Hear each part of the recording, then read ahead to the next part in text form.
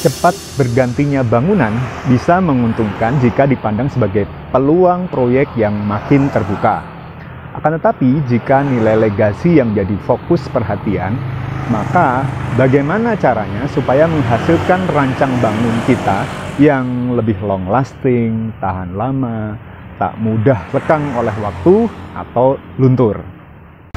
Hai semuanya, bertempat dari Kondotel Karma Royal Jimbaran Bali. Kembali saya ingin berbagi dengan Anda mengetahui lebih awal seri sebanyak 138 problem dan solvingnya secara bertahap untuk Anda khususnya mahasiswa dan junior arsitek yang ingin menjadi arsitek beneran.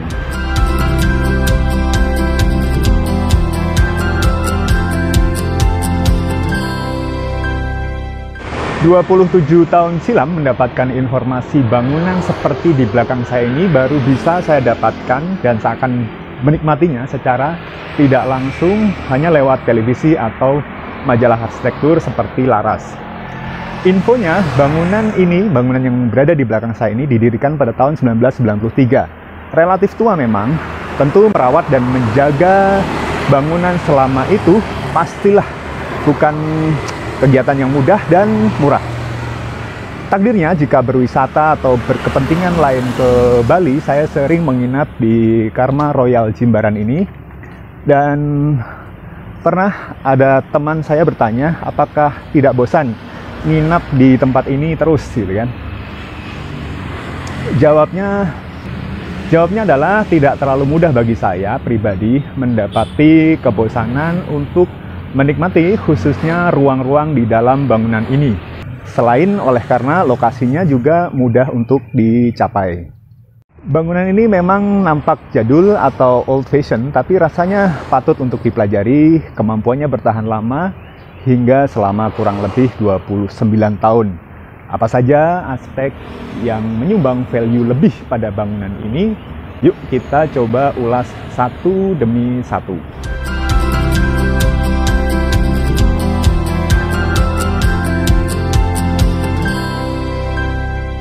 Jika melihat bangunan ini, strategi pilihan nomor satu adalah strategi pilihan durabilitas atas material.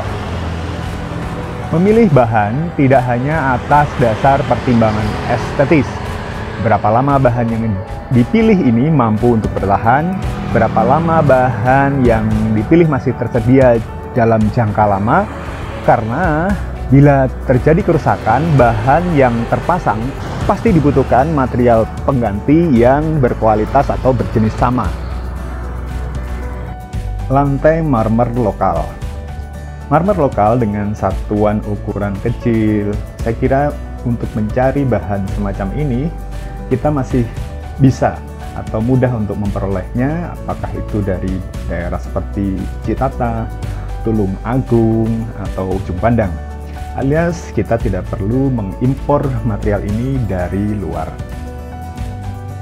Coba bayangkan jika bahan lantai mesti kita impor dari Italia atau India. Berikutnya adalah perlengkapan mandi berbahan teraso. Saniter baik itu bathtub dan wastafel memiliki daya tahan panjang dan masih bisa kita pesan ke pengrajin lokal. Terlebih di Bali banyak kita bisa temukan pengrajin produk berbahan teraso. Jangan lupa untuk subscribe, like, komen, dan aktifkan tanda lonceng agar saya makin bersemangat membuat konten dan channel ini bisa berkembang bersama bisnis Anda berdampingan. Kayu jati solid. Meski kayu jati kini makin mahal, kayu yang terkenal memiliki keawetan cukup bagus atau sangat bagus ini pun masih mudah kita jumpai budidaya perhutanan jati. Bahan kayu solid yang diaplikasikan mulai dari kusen dan daun pintu, baik pintu ukir maupun pintu non-ukir, juga diaplikasikan pada bidang plafon maupun perlengkapan furniture dengan dominasi kisi-kisi dan jalusi.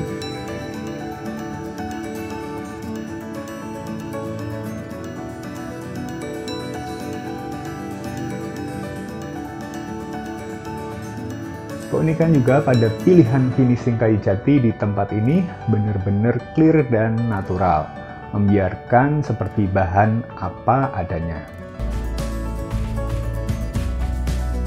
Batu kapur. Batu jenis ini dipergunakan pada variasi dan dekorasi ukir, lantai-lantai teras, pagar, benteng, ya. Kapur mempunyai daya tahan yang relatif lama, hanya saja lumut akan mudah tumbuh pada area dan cuaca basah maupun lembab. Anyaman atap jerami. Ada satu bahan yang tidak asing bagi kita. Bahan ini daya tahannya rendah, tapi sangat estetik. Terlebih hasil dari skill tangan-tangan terampil orang Bali, yaitu anyaman atap jerami seperti di belakang saya ini. Ini salah satu strategi unik untuk bisa long lasting atau berumur panjang. Sebenarnya adalah dengan mengorbankan beberapa bagian dari objek itu sendiri.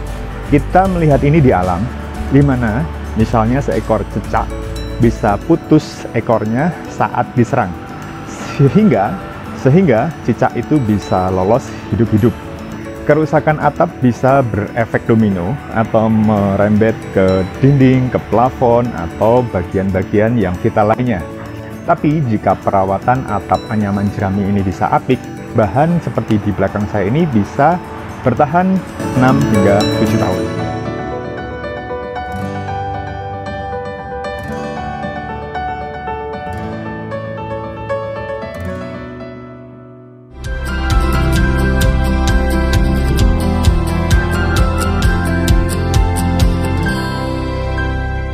Strategi eklektik sebagai pilihan tema.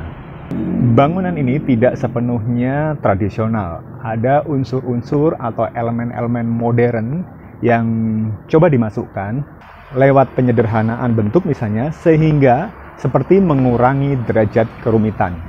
Strategi eklektik bisa jadi pilihan untuk mengupayakan atau menghindar dari kemungkinan kebosanan, sehingga harapan untuk long lasting pun bisa sejalan.